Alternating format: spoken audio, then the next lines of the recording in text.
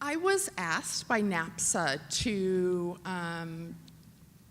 host a plenary, as well as a set of workshops that supported the plenary. And so I thought long and hard about what I thought would be important and relevant to the people who are attending the conference. So I sort of did a Rolodex of all the telephone calls and emails and trainings that I have been requested over the last year. And there were definitely themes within those requests. And one of the larger requests that we have received at NIC is around bail reform. How do I even navigate it? Our system is talking about it.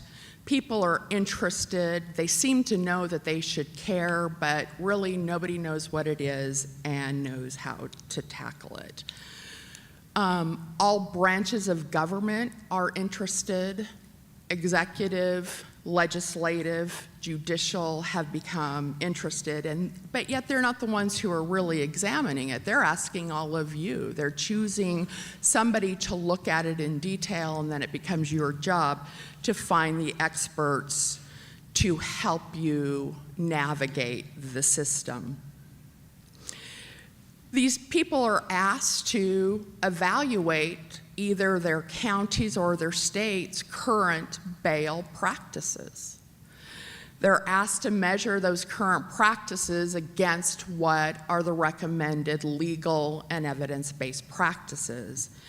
And as this panel is going to tell you, that's no easy and simple task. It could probably come out in a paragraph memo, but it is actually a very complicated endeavor if you want to do it correct.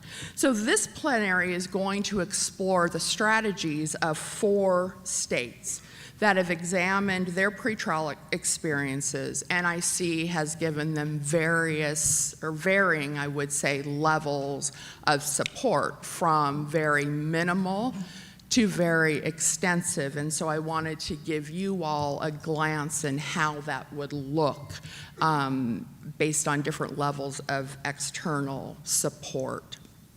So what I have said to each of them, or anybody who calls asking for ideas, guidance around navigating their current pretrial functions, or the system and the agency, as well as bail reform, I tell them 3 things.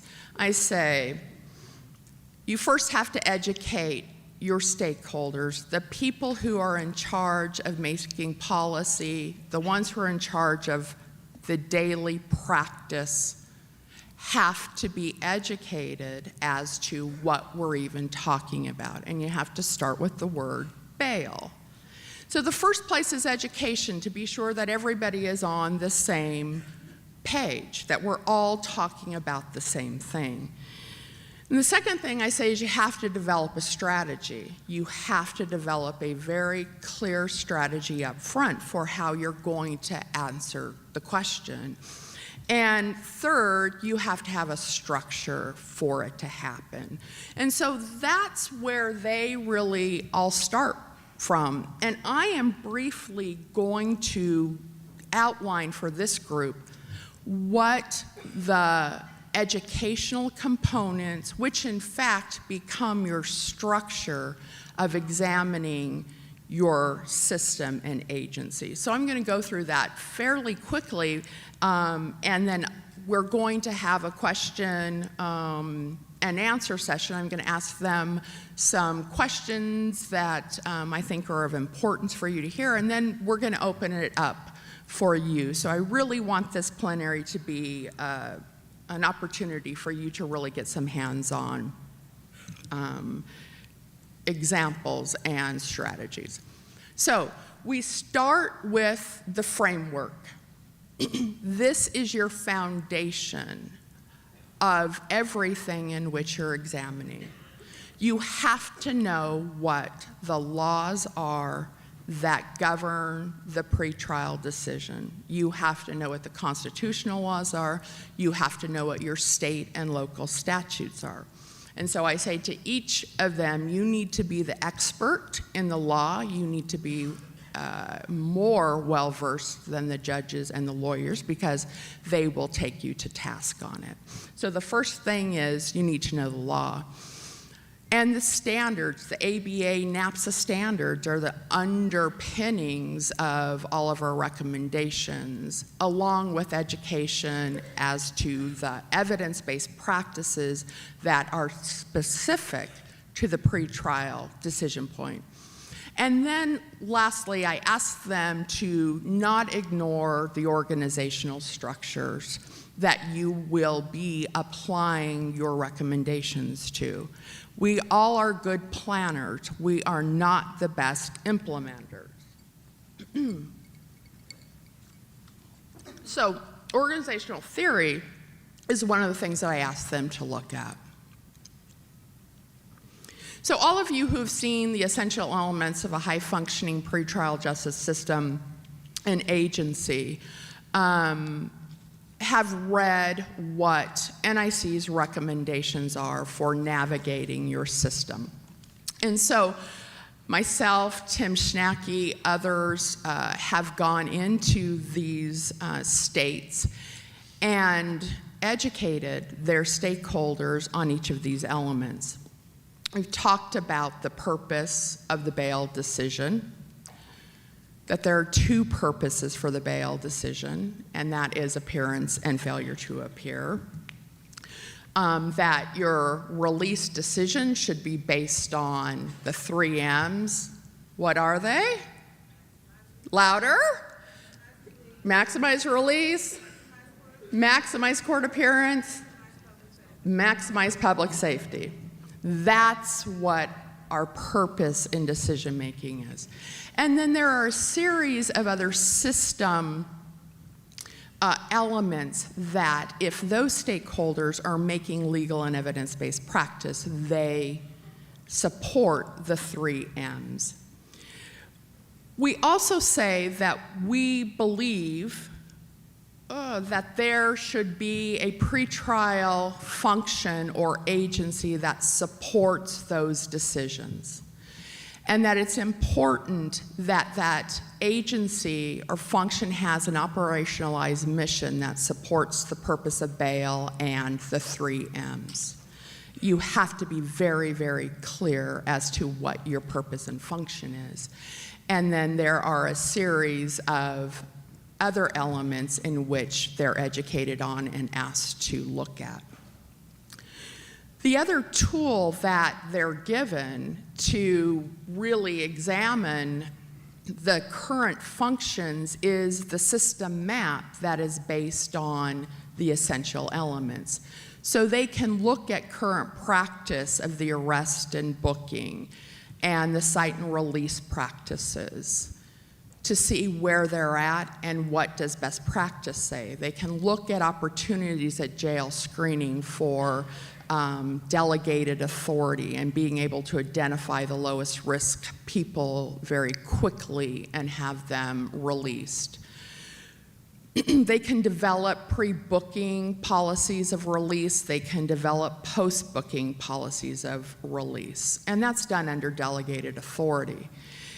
If the defendant moves through those processes or is viewed at a higher risk, we move, and even those defendants who are released pre-arraignment, we then prepare. There's a series of things that happen to prepare for the initial appearance, or which you should think of as the liberty determination. So we ask the prosecutor to look at charges. We ask them to look and see if this is a good charge. We're asking them to see if there's enough evidence that they should move forward or dismiss the case early so we don't have unnecessary detention on a case that is weak. We also say look for opportunities as early as possible for diversion. So this can be incorporated either before the initial appearance or be in process and you're ready for the initial appearance. Appointment of counsel. So they're examining their capacity to provide defense at the first appearance and to give meaningful representation to mitigate the risk that the prosecution has laid.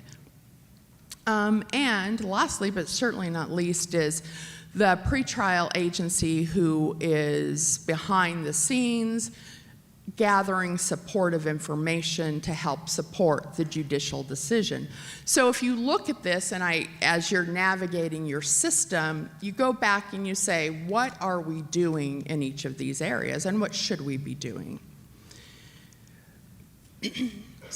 Then you have to look at what happens after that. So there are a series of things that happen after as a part of the initial appearance. So with all the information now that the judge has been given, there can be a release decision or a detention decision, and that should be made there. If there's a release, remember our principle of releasing on the least restrictive conditions necessary to meet the two purposes of bail, and so one of those may just be release on your own recognizance. The other could be release with risk-based supervision or differentiated supervision. So this is where the skills of your pretrial service agency and the capacity of them to be able to provide meaningful conditions of supervision that satisfy the judge, satisfy the risk that the prosecution believes, and is in acceptance of the defense. So if a person is detained, we ask that they look to see what are the processes for ensuring that that person does not stay detained if they have a release order. And so people say, how are you detained with a release order? Well, anybody who has a condition that they cannot meet, be it financial or electronic monitoring because they can't afford to pay the fee, have been detained on a release order. So the sequential review process is going back into the jail and find out why this person has not been able to secure release when in fact the order called for it. So asking them to examine that practice, and then how do they bring people back into the appearance and reconsideration. So this is the foundation. This is the roadmap to begin to examine. And this is where each of our panelists have started. So with that, I'm gonna ask that I'm gonna go down and have each of you introduce yourself and tell the audience where you're from and what your position is in the bail reform in your state. Sure. My name is Nick Sayner. I'm the executive director of JusticePoint, which is a nonprofit agency that provides pretrial services around the state of Wisconsin. My role in this is that I serve as a representative of the pretrial service agencies across the state of Wisconsin on the state's evidence-based decision-making policy team. Good morning. My name is Cindy McCoy. I'm from Grant County, which is Marion, Indiana, and I serve as the local coordinator of our evidence-based decision-making initiative, and in that role was asked to also serve on the Indiana State Policy Team for EBDM. EBDM in Indiana took the form of basically pretrial services. And so I have perhaps an advantage of starting from scratch, because in Indiana we had pretty much no pretrial. Good morning. The first thing I have to do in the crowd this size is say, OH! Thank you. I wouldn't be able to go home. Even though they lost last weekend, I wouldn't be able to go home if I didn't do that. It's an obligation of any Ohio resident who's out of state in a big crowd to bring the OHIO. So anyway, my name is Sara Andrews, and I'm the director of the Ohio Criminal Sentencing Commission. We're an affiliated office of the Supreme Court of Ohio. I've been in that role about 3 years now. 2.5, but almost 3. And I was formerly with the Department of Rehabilitation and Correction. I spent 23 years in parole and community services, so I'm happy to see some of the folks that I met along the way there, and I'm honored to be with this panel today. Thank you.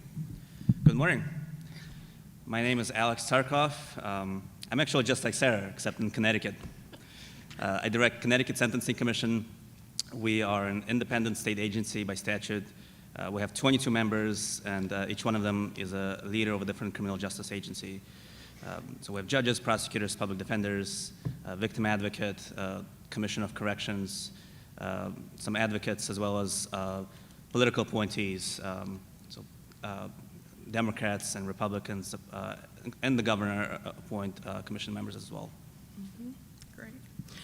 So I came to meet and work with each of these panel members in very different ways. And so we're going to explore the differences and the different paths that they took to their evaluation and structure. So we're going to first start, panel, if it's all right, to ask each of you, who asked you to begin to examine your bail practices and processes from the beginning, and what was your goal? Sure. So really the state of Wisconsin's evidence-based decision-making policy team was the one that decided to target pretrial reform as one of their change targets. What's really interesting about the structure of the state of Wisconsin's evidence-based decision-making initiative is that it actually derives its power from the state's Criminal Justice Coordinating Council, which is led by the Wisconsin Department of Justice along with the Wisconsin Department of Corrections. So the EBDM policy team as a whole, it comprised of 25 stakeholders, everything from prosecutors, judges, defense attorneys, community activists, victim services specialists, and it was, again, very proud for me as a pretrial practitioner that out of all the things that they wanted to work on throughout the entire criminal justice system, that pretrial reform was one of the issues that they wanted to tackle. So. Great. So I was asked by the Indiana Supreme Court to serve on our policy team, and our Supreme Court had a small pretrial work group that was functioning at the time of the Indiana took on EBDM.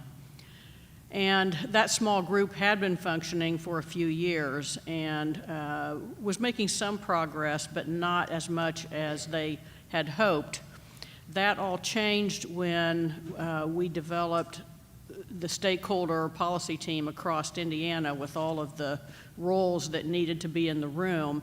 And many of those roles were outside of the criminal justice system. And so in some ways, those stakeholders pushed things along more because of their varied interest. It wasn't just the system itself. I would say the goal at the time was to learn about evidence-based pretrial services and to implement those practices. And I think some folks had were motivated by the issue of fairness and doing away with money bail, because Indiana is very much money bail, and a lot of the services in Indiana were funded by money bail. So I think that was a big motivation as well. And like Alex said, the Ohio Criminal Sentencing Commission is an already established 31-member appointed group. It's been in existence since the early 90s, and our role is a consensus-based policy wonk group, really. And so the membership was interested in looking at financial sanctions, pretrial services, and money bail. Our commission is chaired by the Chief Justice of the Supreme Court of Ohio. She doesn't attend every meeting. She's more of an ex officio chair. So we have a Court of Common Pleas judge who chairs our group. And the commission is 10 judges, 12 gubernatorial appointments, which range from police to sheriff to prosecutor to county commissioner. And then we have 4 members of the General Assembly and 4 agency cabinet level directors like Department of Youth Services, Department of Rehabilitation and Correction, State Highway Patrol, and the State Public Defender. So it's really an already established guiding group of people who have a vested interest in criminal justice matters. The commission then formed an ad hoc committee, and through our processes, when ad hoc committees are formed, we can kind of add to the mix of the stakeholders at the table rather than just use the statutorily obligated folks. And so when we formed the ad hoc committee, we invited and asked representatives who don't normally participate or aren't normally an appointed member of the commission to be on that group. So we included the clerk of courts, the court administrators, pretrial services, and a lot of practitioners, victim representatives. We have a victim representative on our commission, but we also included them on the ad hoc committee. And against the advice of some of our consultants, we included bail bondsmen because they're large. I mean, you can't, our world, the political reality was, even before we brought NIC in, I'm sorry, I'm straying a bit, but even before we brought NIC in and asked for assistance, I had been summoned to a senator's office with a bail bondsman because they were anticipating that Ohio would make this journey. And so the preemptive strike was to bring me in and talk to a legislator and explain our position. Well, we didn't have a position yet, but so that's why we included them, because we couldn't not. Either way, they would be at the table, so we wanted them up front to participate. So our commission was asked to look into our bail practices by our governor, Governor Malloy, who has been pretty progressive on a lot of criminal justice issues. The request was to address both the release side and the detention side of the equation. And the question was really, are we releasing and detaining the right people? That's what we were asked to do. It's a pretty typical request. It's exactly what we do. Typically, we'll take a year or two to look into something like that. We'll come up with recommendations to the governor and to the legislature. And we're not in the business of filing reports. We'll come up with recommendations, but we'll also draft legislation based on those recommendations. And then we work with the legislature, essentially advocating and lobbying to make sure that our proposals are actually passed. Mm-hmm. And that's what we did. Great. So it sounds like you all came, or were the bodies that were asked to examine this, that there were some loose structures in place. So you had a state criminal justice team that was looking already at criminal justice, and then the Sentencing Commission's job is really established to look at issues objectively, right? So you had these loose structures that it was signed. So going from these broad structures that are more criminal justice focused in the broader scheme, how did you begin to develop structures to now examine all of the essential elements or the education to begin to dissect what you have and where you want to go? So what did you do now to begin to tool up? So any of you can start. We formed an advisory committee on pretrial release and detention, bringing all the major stakeholders to the table. We didn't really have to go outside of the commission because we do have all the stakeholders of the pretrial justice system represented. So we had the Chief Judge for Criminal Matters, who happens to be chair of the commission. We had the head of the pretrial agency, Chief State's Attorney, Chief Public Defender. We had a police chief from a local police chief. I think he was the only one representing the local jurisdiction. Trying to think if I'm forgetting anyone. We had a long debate on whether to include representatives of the bail bondsmen and insurance industries. And after an exhaustive debate, we decided not to, which I'm very glad that it went that way. We certainly heard from them plenty, and they presented to us, and we had several meetings just with them, but they weren't formally part of our group. And then, we we did a lot. We requested technical assistance from NIC. We're able to bring in several speakers like Judge Morrison, like Timothy Shinaki. We traveled to DC to observe their pretrial operations and really examine everything that's going on around the country, which is a lot. All the policy developments and litigation efforts to try to educate ourselves. And in fact, we're still in the process of doing that. It's really, as Lori mentioned, it's the very first critical step. I don't know if it'll get us to our goal of establishing a rational and an effective and logical pretrial justice system, but I would argue that that type of process is absolutely essential if we're to get there. To get there, right. I guess we're going down the row again. So I mentioned that we created the ad hoc committee, and in addition to that, the way that we formulated that work was to have that group met 5 times over the course of 11 months, and then during that first meeting, we kind of broke up into topic areas. So we had multiple work groups that met via conference call and tried to put things together. I think one of the most valuable things that we did was survey our practitioners, that being jail administrators, pretrial service agencies, and court administrators. And in our final report that is posted on our website, you'll see kind of the survey results that we got. Of course, you always want more than you get when you survey people, so we were happy we got something, but it really gave us a good picture and a landscape of how operations were occurring. And the one thing I wanted to mention about the 3 M's, those were our overriding goals as well, but the one thing that we inserted into that as part of our goal was the protection of the presumption of innocence.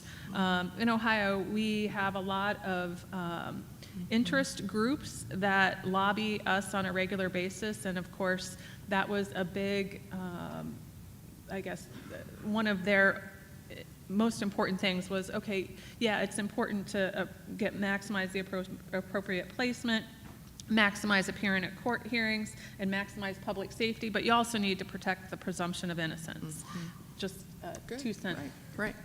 Well, I think that's an important point too, is that as people navigate this, this is the roadmap, and you make individual sort of variances based on the feedback you get from those groups, correct? So in Indiana, how did you, so you went from, again, choosing larger targets and said, no, we're going to focus on the pretrial decision point. So how did you begin to focus in on that?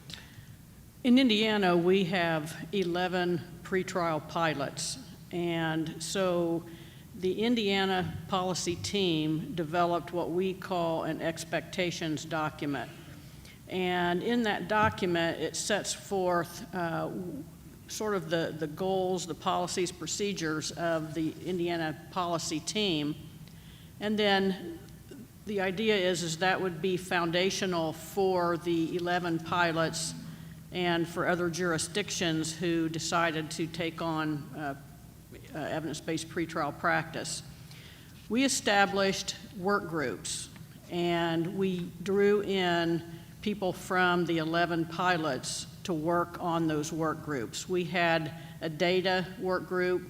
Data was a major concern in Indiana. We didn't even know what percentage of our jail population in Indiana was pretrial versus sentenced. We have a behavior response work group, how we're going to respond to violations. And so we had these work groups, and they were involved, the 11 pilots were involved in those, and so we had sort of this up and down communication going on. We had the state talking to the pilots, but we also have the pilots talking to the state and saying what's working well, what's not working well, and what kind of direction do the locals and the state need in order to implement this really well. Mm-hmm.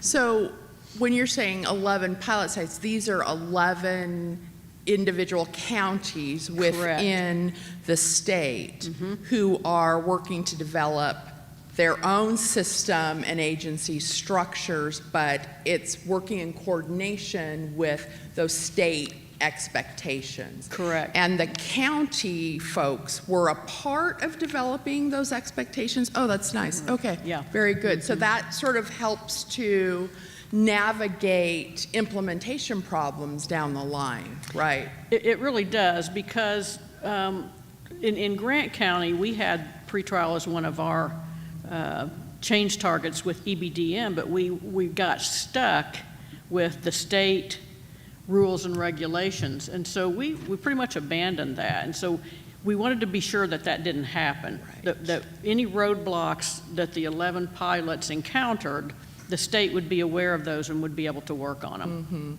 Right. So I'm not going to, Wisconsin's very similar to Indiana. Going through the EBM process, we also formed a subcommittee, but I want to piggyback off of something that you talked about, Lori, and you know, in Wisconsin, the important part of us connecting with the local counties, we're focusing on 6 counties instead of 11. We had a credibility issue, just to be completely honest. We had the state team trying to work with locals saying, this is what you're going to do. And we knew that and recognized that up front. We also had a credibility issue from the standpoint that the most probably well-developed pretrial program in the state is from Milwaukee County, which is very often referred to as the state of Milwaukee County in Wisconsin. And we had Everybody has one of those, right? and we had to get over that. So really you want to highlight the subcommittee that we formed focusing on the pretrial pilot sites. We purposely included a lot of the locals involved. They have direct communication with the state team on a regular basis. They had direct input on the expectations.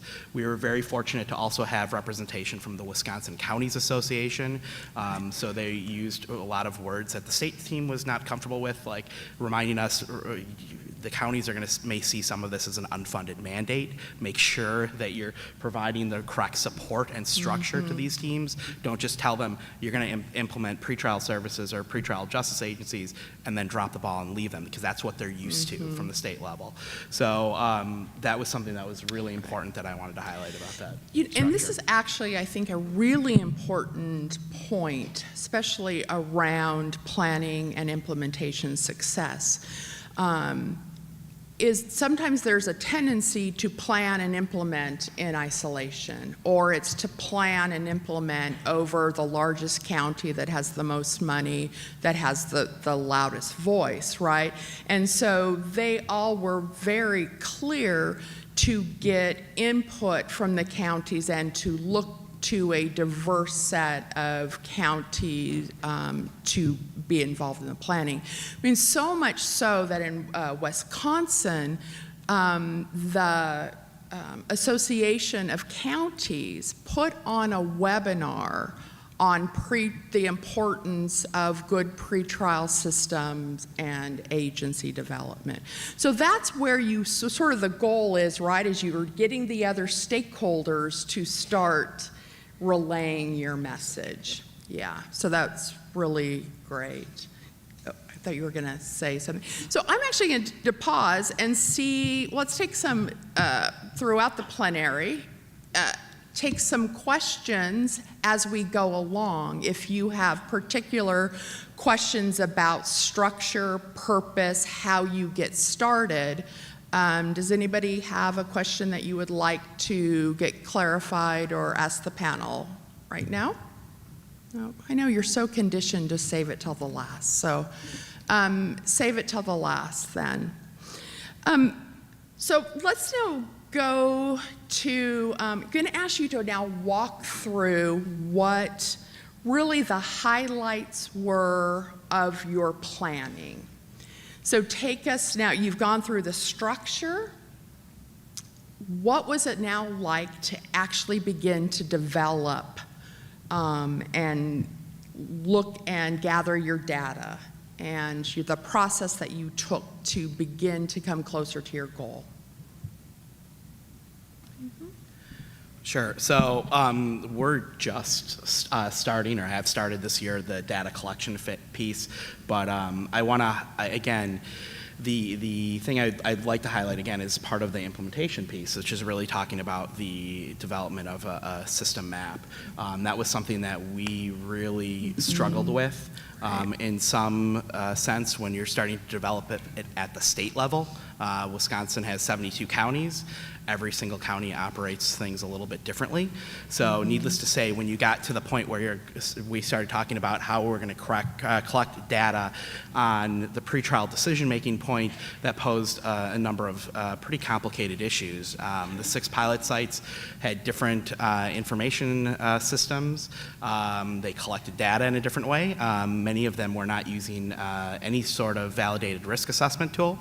So we ended up providing training from the state level to make sure that they understood how to at least provide a basic pretrial risk assessment instrument and start collecting that data at the ground level. So we're not probably as far as we'd like to be. We ran into some pretty significant hurdles, but I think one of the things that has been really powerful is, again, making sure that those connections and communications and relationships that are developed between all the team members, because what we found out through this process was that many of the counties had unique issues, or they thought they had unique issues, but once they started talking to the other 6 pilot sites, they're all dealing with similar headaches. And it created a form of camaraderie, but also allowed them an opportunity to create sort of a think tank on how to get over some of the major hurdles that they're facing. Looks like we're going down the row again. So I mentioned earlier that data was a major problem and still is in Indiana. We have multiple systems that don't speak to each other. Indiana operates with 92 separate counties, so our probation system, community corrections, even the courts are independently functioning entities within those 92 counties. So we first established what are the required data elements, and those actually are going to be adopted, I think, at our next state team meeting.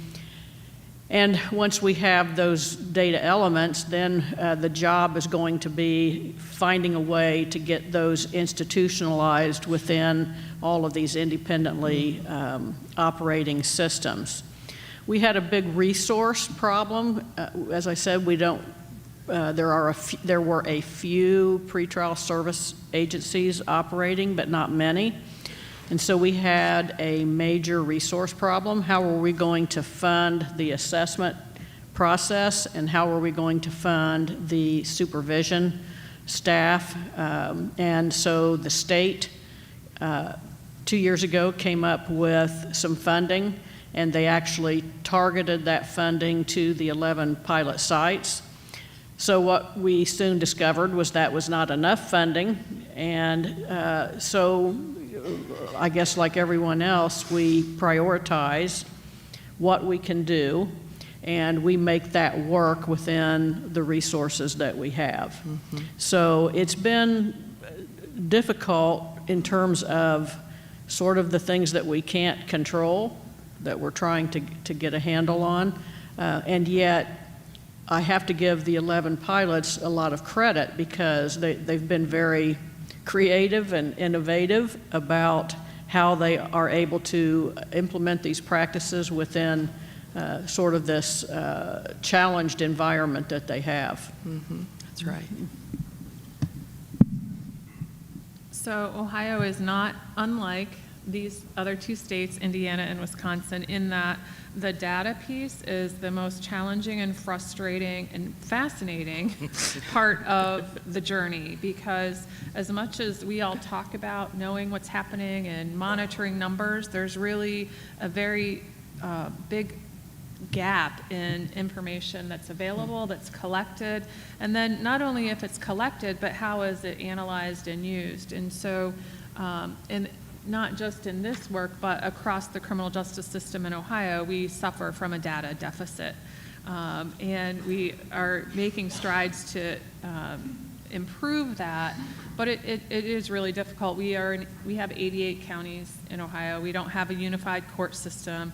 I think one of the interesting things among all of the projects that we work on through the Sentencing Commission is, and this one highlighted it as well, is that folks in the field, I wouldn't say like the majority, but a good number of them said, can't the Supreme Court of Ohio just tell us and kind of put something out there for us to use so we're all on the same page?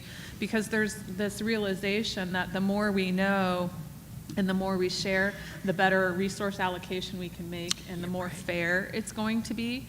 I can't speak for the Supreme Court of Ohio, of course, but I don't see that happening. But so through the commission, we're trying to create a platform that gives counties and localities at least a place to send the data and then not only collect it, but analyze it and monitor it. So our group made 25 concrete recommendations when it came to the bail reform.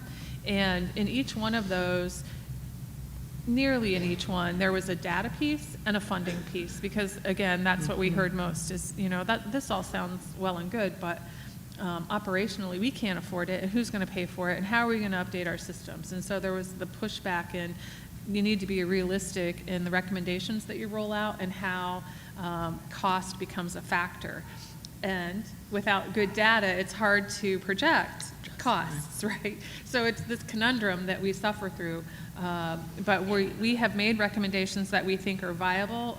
We continue to process those. And the other piece that we are advocating is that you can't just, as easy as it may be to take one or two of the recommendations because they might be the easy wins, it really needs to be a comprehensive look at your system, because what hamstrings many of our criminal justice systems is that we take one piece out and say, oh, we're going to reform this piece, but we don't consider everything else in the domino effect.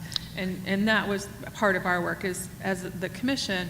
Routinely, that's our goal, is to see the comprehensive overall effect on the system, not just this segment of a particular report or a recommendation.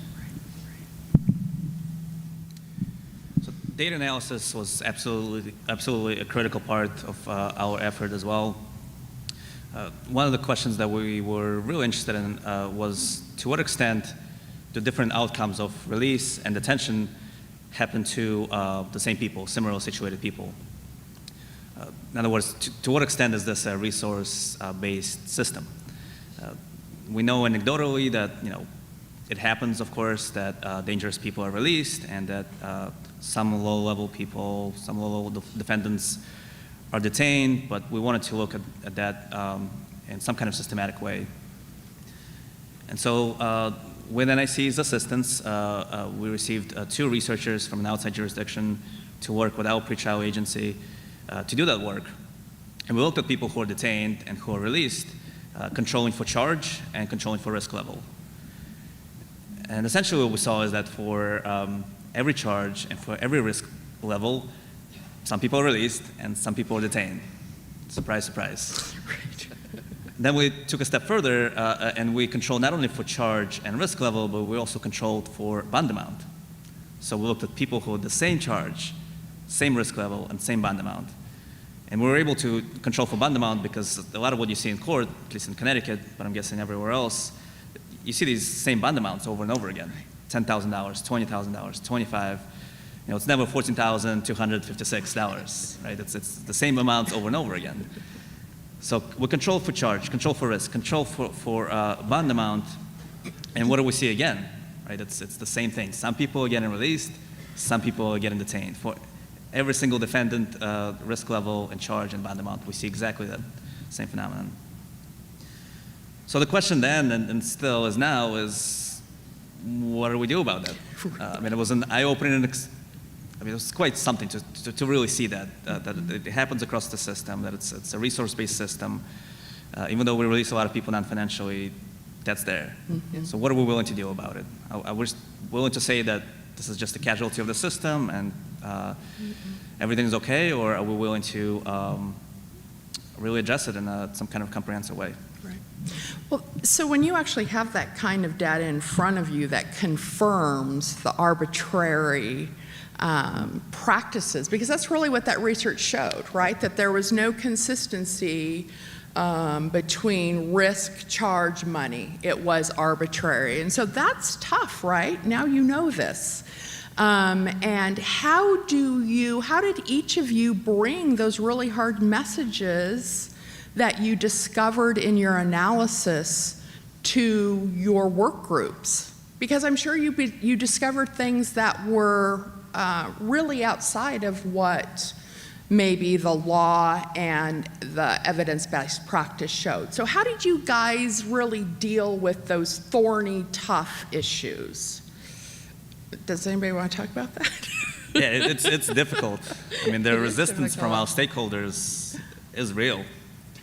You know, we talked a lot over the last couple of days about the opposition from the bail bond industry, but I really see that existing culture and, you know, the very people that we work with is the biggest obstacle to reform.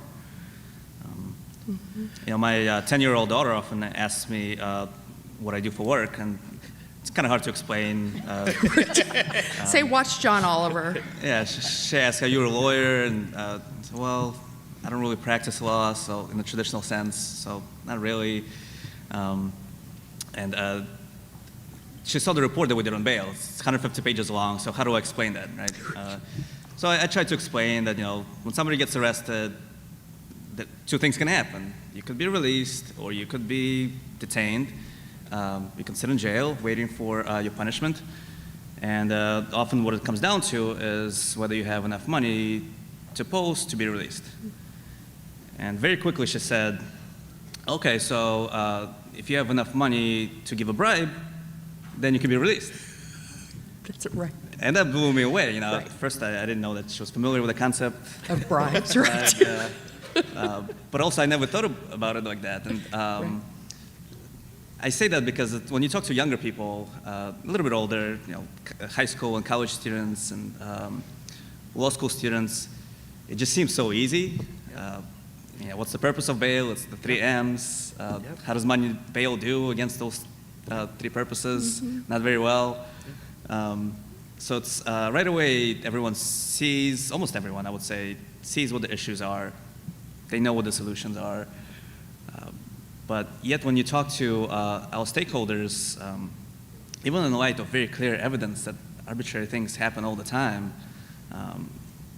it's very difficult. So it's that's one of the things that I think surprised me throughout this process. It doesn't surprise me anymore because we've been talking about the same things for 60 years, seems like. But you know, you just have to keep going. That's right. Yeah. Right. So Sarah, what were the tough issues that Ohio had to deal with?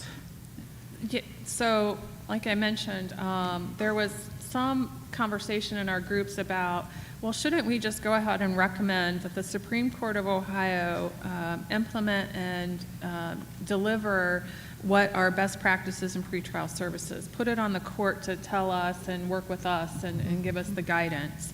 And even in our group, we couldn't get there. So people were thinking, oh, well, what's the reality of that happening and what's the impact and how's my judge gonna look at that or my local jurisdiction? So we didn't, but the way we did break up the recommendations that we made, well, we were specific that the General Assembly should, or the Supreme Court of Ohio should, because we are in an advisory kind of capacity. The same thing was true with our recommendation on bond schedules. So in our state, we use bond schedules, and there were a good many of the work group members and commission members who felt like we should eliminate bond schedules.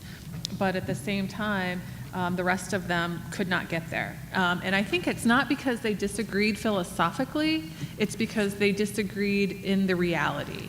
And so that's the constant struggle, is the difference between philosophical in what you know is right and what you think is really going to happen. And especially, as you all know, it's always like the next political cycle. So is it going to be a statewide race for all the candidates next year? What's the timing for the General Assembly, and how does that work?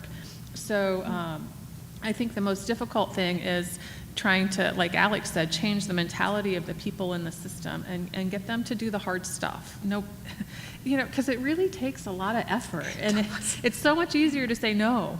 So if I leave you with anything today, is please build up on your perseverance and your courage to keep the journey and keep walking that walk. That's right. That's right.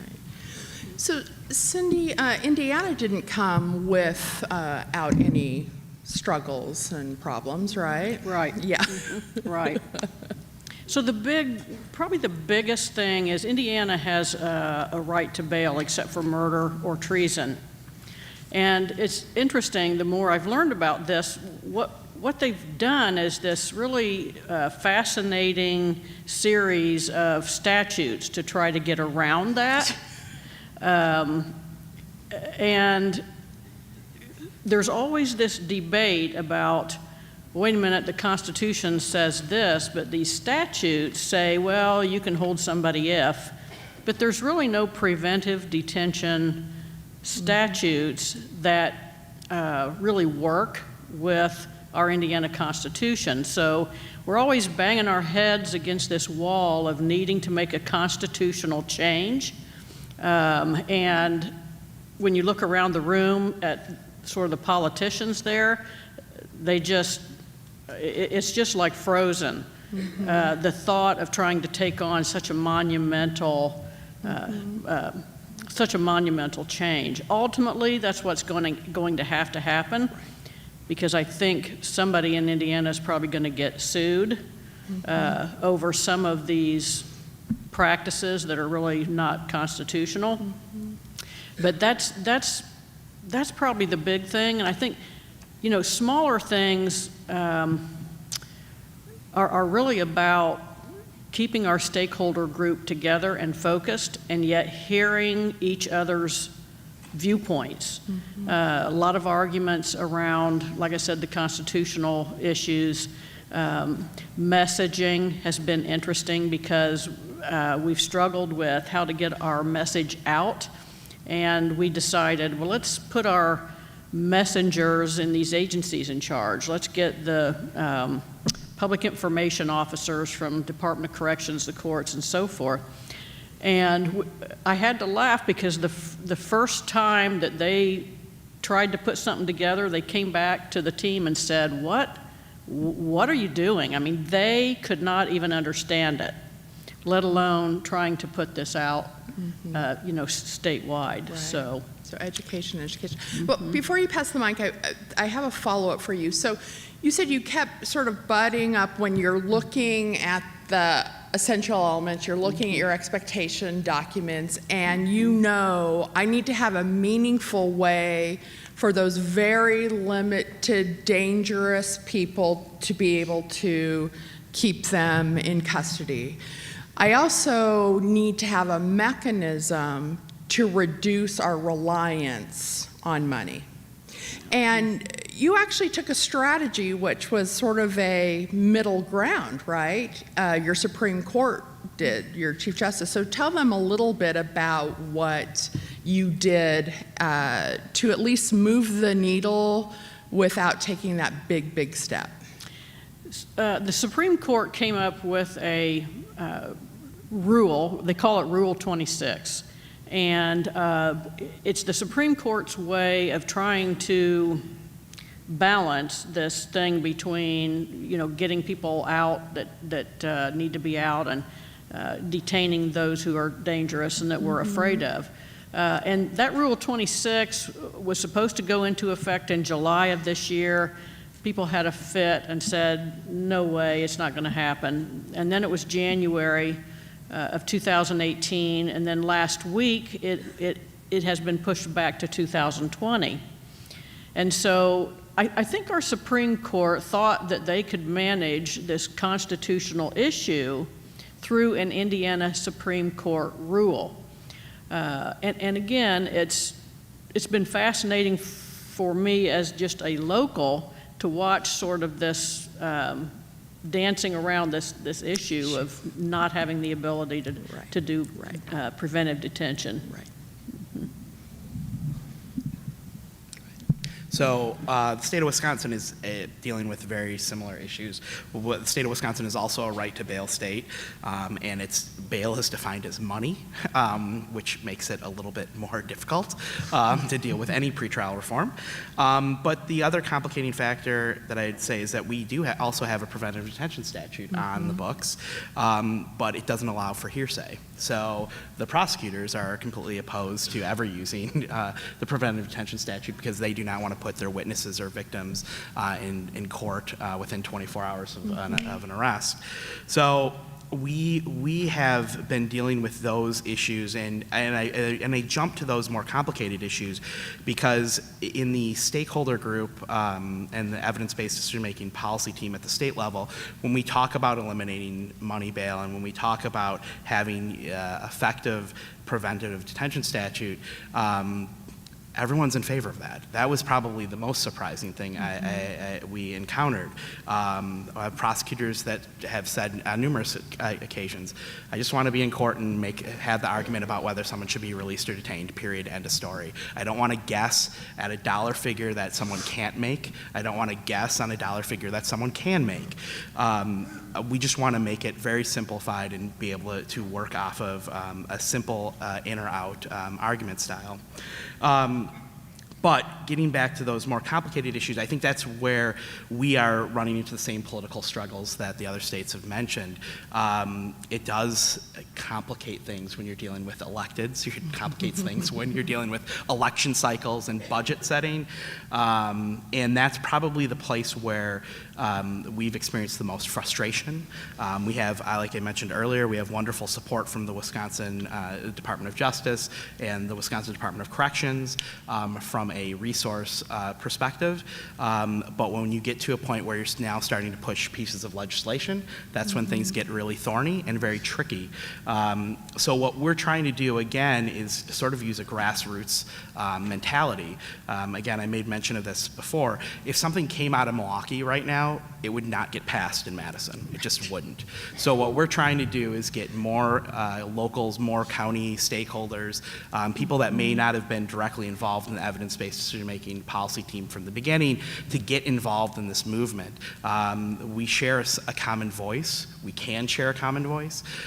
So if we can hopefully use that strategy to move forward pieces of legislation and ultimately take a look at an amendment to our state constitution. But it's going to be a long process. We're talking about it in stages of 2 to 4 years, which for the state of Wisconsin is budget cycles for us. So that's the process that we have to look at, and it really comes down to really maintaining your credibility. And again, you're going to hear no a lot, but just not giving up. So, Nick, that's actually a really good segue. I have one more hard question for you all before we start to wind this down. So, you said you have to maintain your integrity during the process. You know what the legal and evidence-based practices are. You have, as Sara gave me the look. You have this consultant in NIC saying, you can't compromise on that issue. You need to go back and you need to fight them, right? So you have, somebody who is helping you over here, saying you need to really consider if you're compromising here what it's going to do. And then, but I'm sitting in my office and you're the ones who have to go in front of all of these people. So how do you manage to keep the process integral?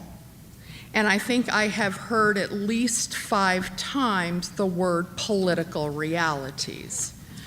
So how do you balance that and keep moving forward and keep moving and forward with your end goal in line? I told you it's a hard one, but I think it's the crux to the whole thing. So this is, it is a hard question.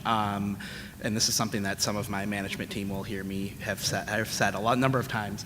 The most important parts of the meeting for me, and whether it's in the EBDM policy team meeting, whether it is a CJC meeting, I always say the most important parts of the meeting are the 5 to 10 minutes before and after the meeting. because there are things that you have to say in meetings to maintain your integrity, but there are times when you need to make sure that you work your audience and make sure that the stakeholders that are going to oppose you at least have an opportunity to hear your message. A lot of times when we're dealing with rooms of 25 to 30 people, it's open to the public, there's sometimes media that's present, you still have to make sure that you're making your arguments clear and concise, but at the same time, the politicals sometimes will use that as an opportunity to grandstand and get up on their soapbox and take a really hard position on that. Now, the nice thing about the evidence-based decision-making initiative is that we've been working together for 4 years. So I can sort of figure out whether this is a grandstanding time or whether it's something that they really believe in.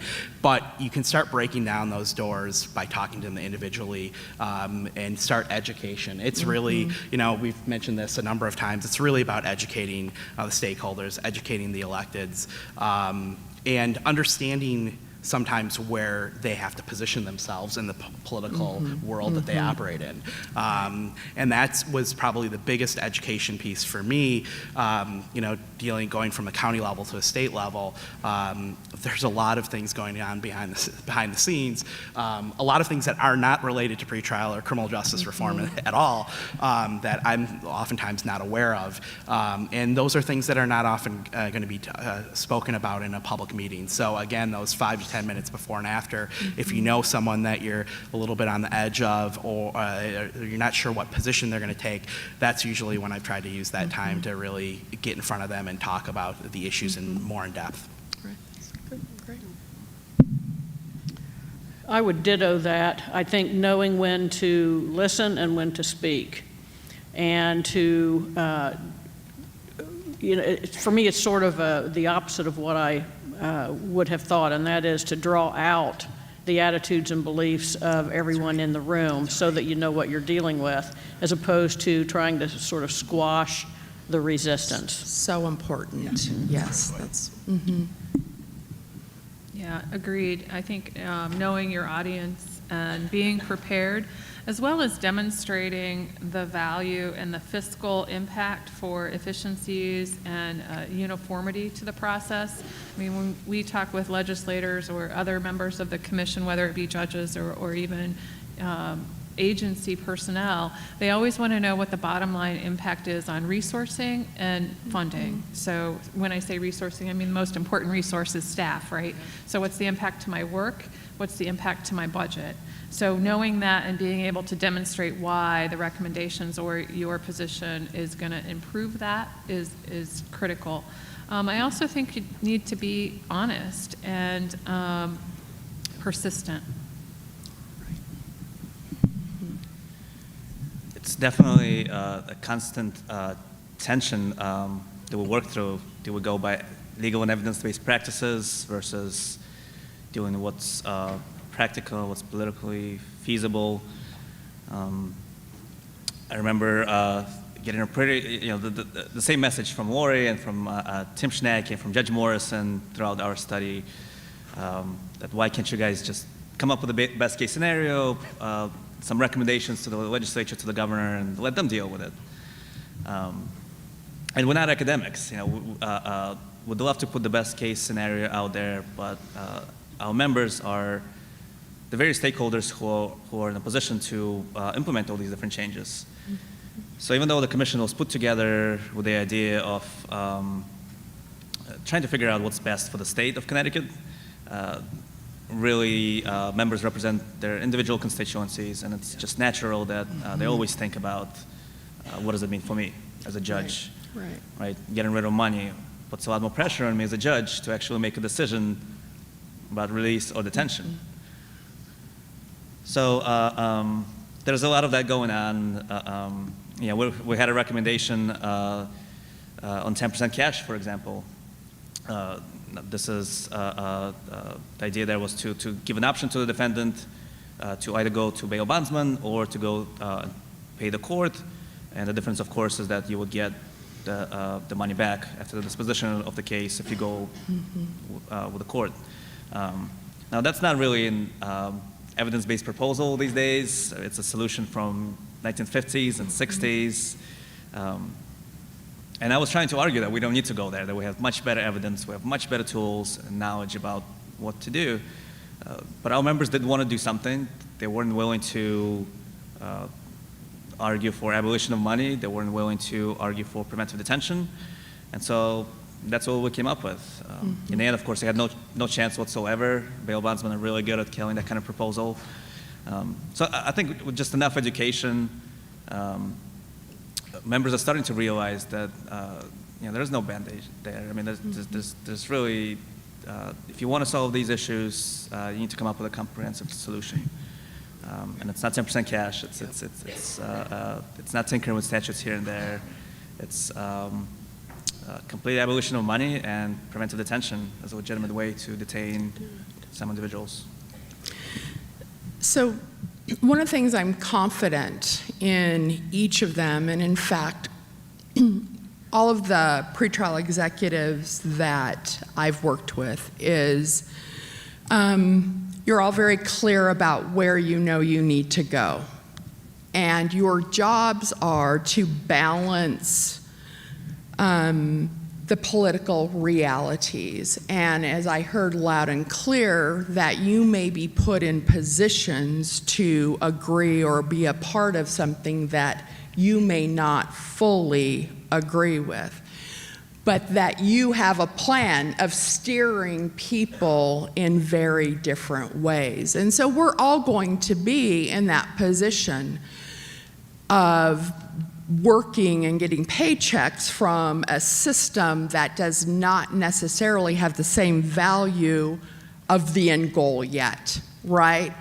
And so I think we need to not be critical of each other in that process, and instead I think each of them have people and support in which they can go to, in which they can speak with about these very, very tough and complicated issues. I mean, Sara said to me last night, like, they're best friends now, right?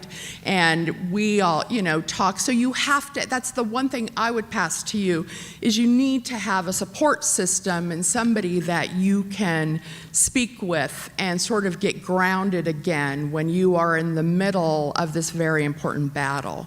To get to legal and evidence-based practices. So we have some time if people would like to ask or have a question of the panel. Yes? I have a question.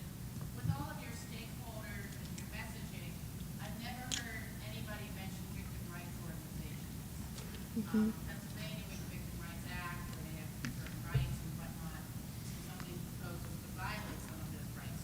What is your concept about bringing those agencies into these discussions in the initial phases? Yeah, I thought you did mention it, Nick. Yeah, that you're- we do Nick have a did. victim witness specialist that's part of the state team, and she is. The organizations, the advocacy groups, Sure. bring them in as stakeholders. They are represented through a number of other advocacy organizations at the table, but probably not as well as they should be. And I think that's something that we continue to struggle with. One of the things that I would say that's part of the evidence-based decision-making policy team sort of structure is that you have people that are at the table that can actually direct policy. So what my hope would be is that as we continue to move forward and we actually create an ad hoc meeting or ad hoc group to focus on these issues, that we bring in some of those advocacy organizations at that point to make sure that their voices are included. I agree. I mean, it's a great point. It's something that, again, it's another organization or another group of stakeholders that could derail a system if we don't have an opportunity to have those concerns heard and hopefully be able to address them. But that's a great point. Yeah, and in Ohio, we had both a kind of a generalist victim person participate because she's on the commission, and we also included the Victim Witness Association representative who is a probation supervisor in Hamilton County. And interestingly enough, and just next month at a local conference, a court administrator, a municipal court judge, and our victim witness person are going to be on a panel on bail and pretrial reform. So we're pretty proud of that. And the only other thing I want to say before we close is I want to send you an update next year, because we expect introduction of legislation based upon our recommendations, and we also expect the Supreme Court of Ohio Rules of Practice and Procedure Committees to take up our recommendations. So hopefully next year we could send you a report that says, yay for us, we got something accomplished. Right. So each of them, I believe, on their individual websites, their state websites, local, and the commission have copies of their working documents. Connecticut and Ohio has their recommendation report. Indiana and Wisconsin have copies of the documents in which they created to help navigate the system. So as I started this plenary, it said that we were asked to build a series of workshops that took some of the larger concepts that we talked about today and broke them down. And so I wanted to just quickly go over what each of those are.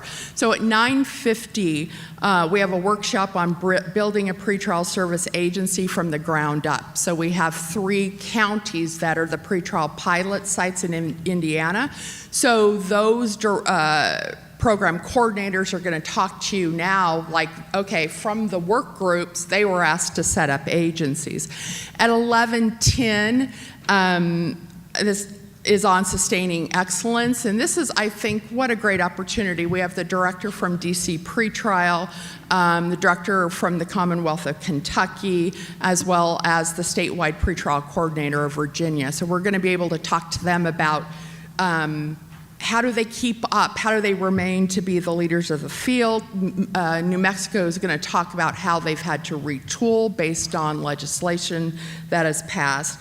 And then Nick and Rose are going to talk about, for 10, their blueprint for rolling out all of the pretrial pilot sites.